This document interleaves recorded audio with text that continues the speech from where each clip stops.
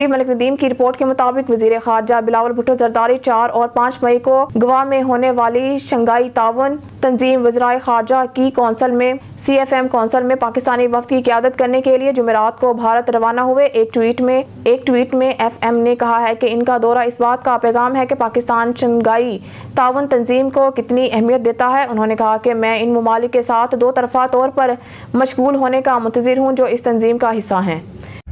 بسم اللہ الرحمن الرحیم، السلام علیکم۔ آج میں گوا بھارت جا رہا ہوں جہاں میں پاکستان کے ڈیلیگیشن کو قیادت کر رہا ہوں to attend the Shanghai cooperation organisations council of foreign ministers. میرا جانا یہ واضح پیغام بھیجتا ہے کہ پاکستان کتنا اہمیت یہ SCO کو دیتا ہے اور کتنا سیریسلی اپنا ممبرشپ کو بھی لیتا ہے۔ I'm looking forward to engaging bilaterally ان ممالک کے ساتھ جو اس آرگنائزیشن کا حصہ ہے۔ آپ کا شکریہ۔ نیوز اسٹوڈیو سے فی الوقت کے لیے اتنا ہی۔ مزید نیوز اپڈیٹ کے لیے دیکھتے رہیے آن نیوز۔